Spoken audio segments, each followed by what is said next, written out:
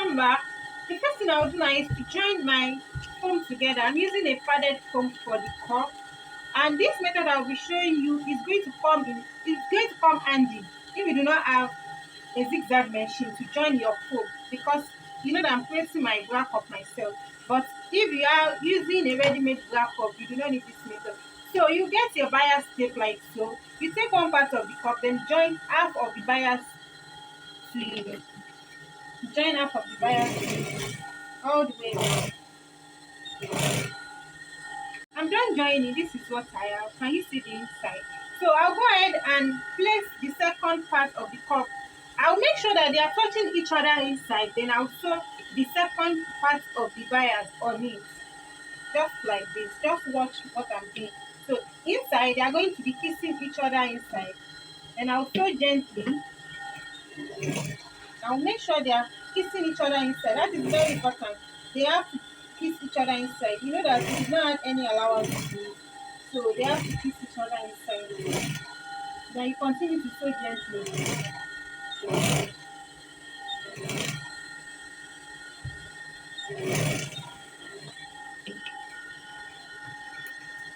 After sewing, this is what I have. Look at the outside. You see that it is so neat, and this is the inside. So what we did on the outside, we are going to do it on the inside also.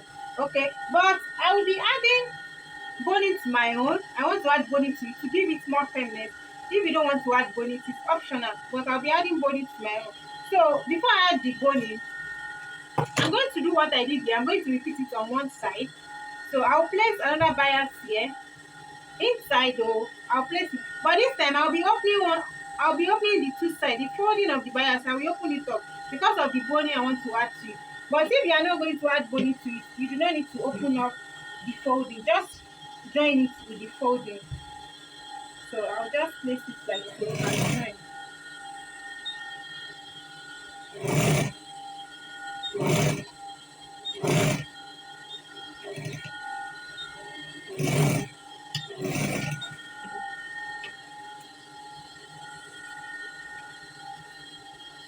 I'm done joining the first one. Can you see the outside? This is where I've stitched on. Can you see that?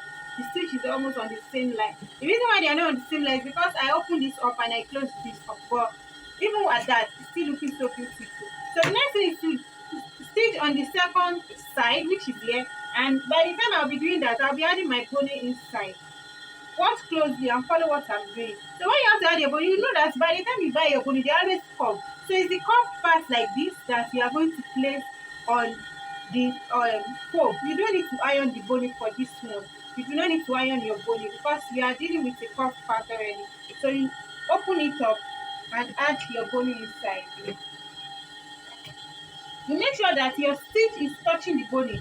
So the stitch you are going to stitch the for the second part of the bias also, you make sure that it is touching both the boning and the bias. So I'll open it up so that it can cover up my boning. If you do not open it up, the boning is not going to be covered completely. So I want a very nice finishing there. So that is why I'm doing that.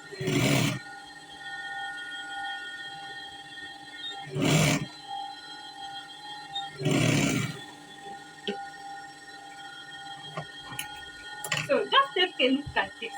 Look at it. So this is what I have. This is the inside. Both the inside and the outside is so neat. So, and I also want to add boning across also. This is just to give it a firmness. I want it to be so firm. That is why I'm doing all of this. This second, the boning part is optional. Okay.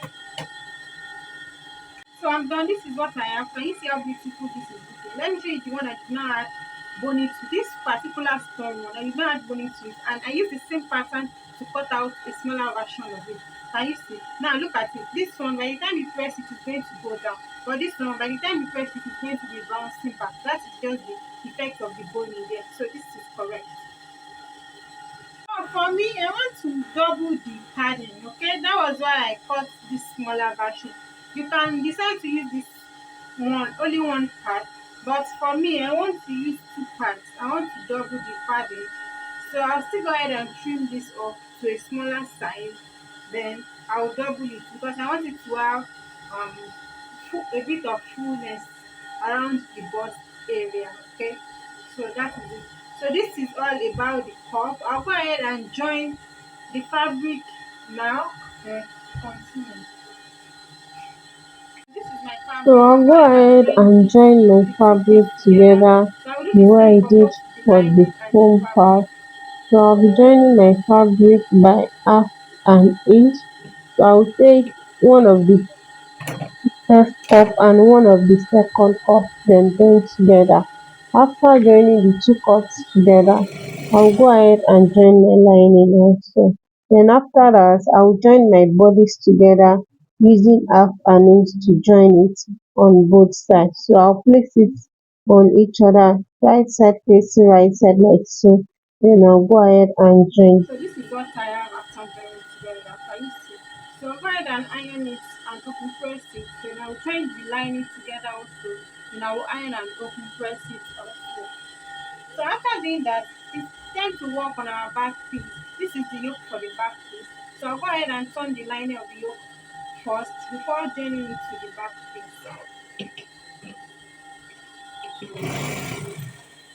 If yours do not have line, just go ahead and join the yoke to your back piece. Because this is going to have a lining, that's why I'm turning the lining first. It's not compulsory you add lining to your yoke. This is my yoke. I'm yet to iron. So I'll go ahead and join it to the bodies, which is this one. So I'll join it like this. This part is going to be towards the armhole. So I'll join it so that I can turn the lining. So after turning the lining, I'll take everything to the ironing table to iron them out.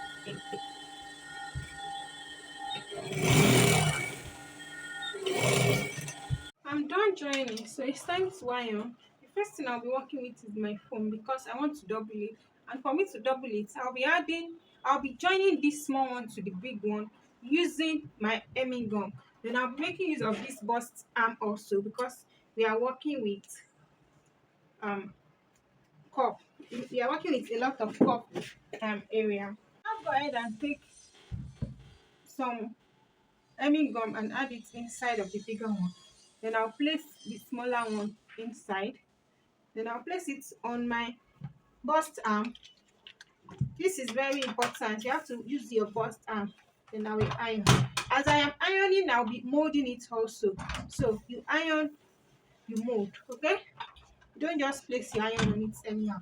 You mold it also. This is going to determine the shape of our cup because by the time you mold it, you'll be able to mold it to the desired shape you want. But if you just iron anyhow, it's going to come out anyhow. So you have to mold as you are ironing. So just mold it.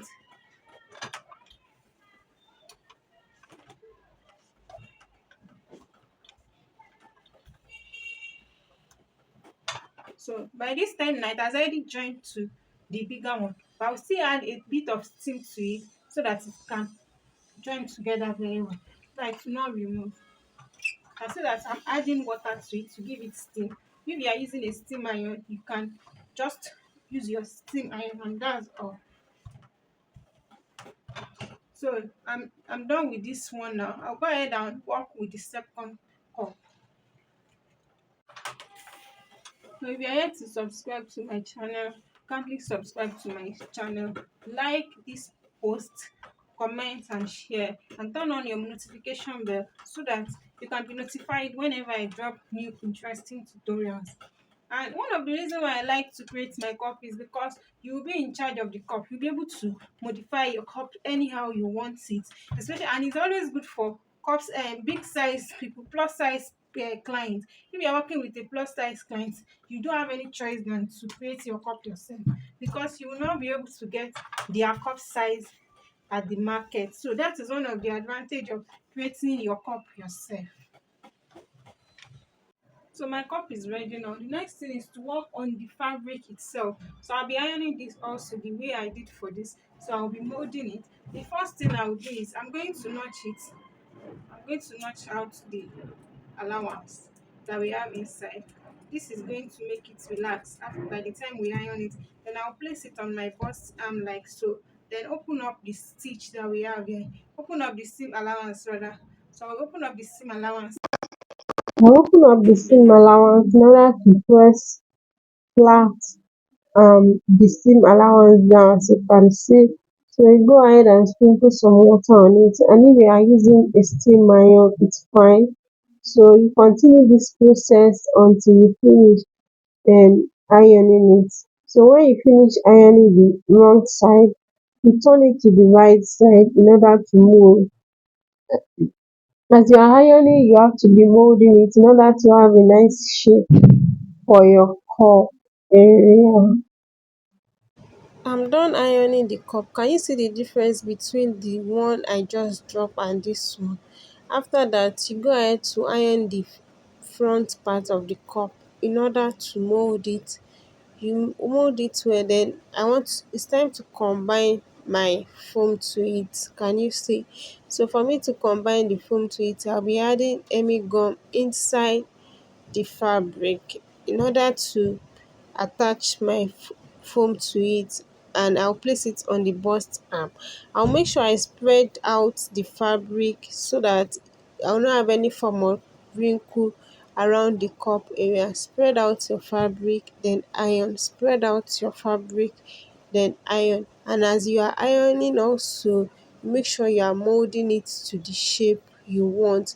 You need enough water, sprinkle water on it so that it can give you steam. So you continue ironing until you are done.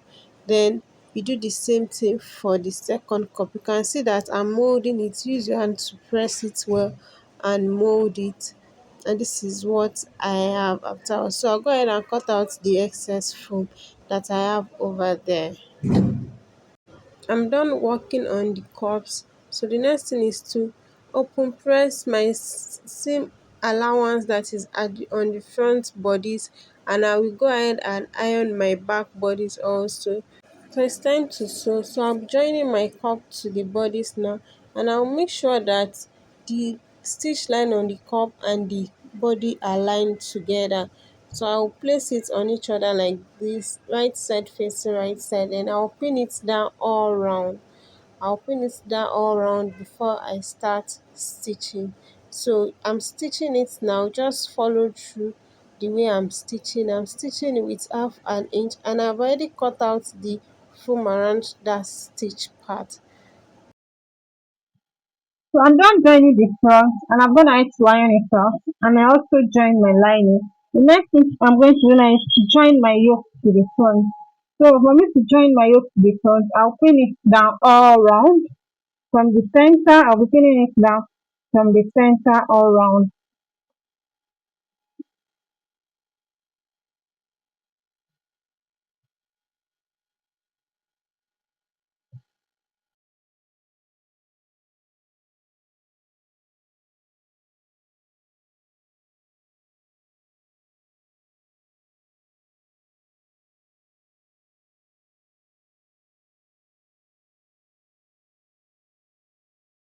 I'm done joining my yoke to the body. So I'll go ahead and watch it all round, then I'll join my lining to it.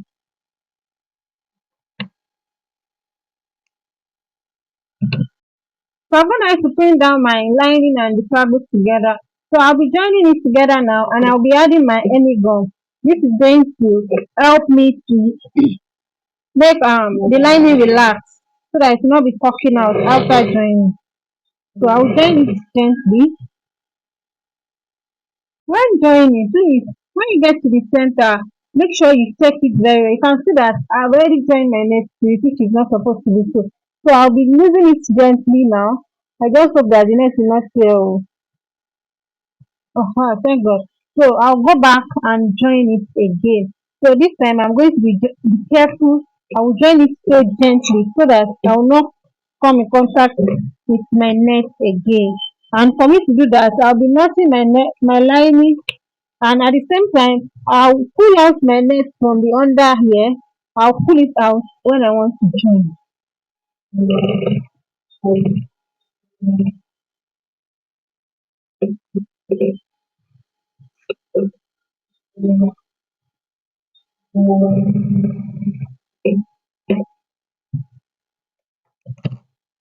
So, yeah, it's okay now. It's okay. So I'm done joining my lining. This is what I have. I'll go ahead and stop stitch, then I will iron. I'm gonna head to top stitch and iron. So the next thing I will do now is to join my shoulder for the front and the back together. Then I will join the side seam.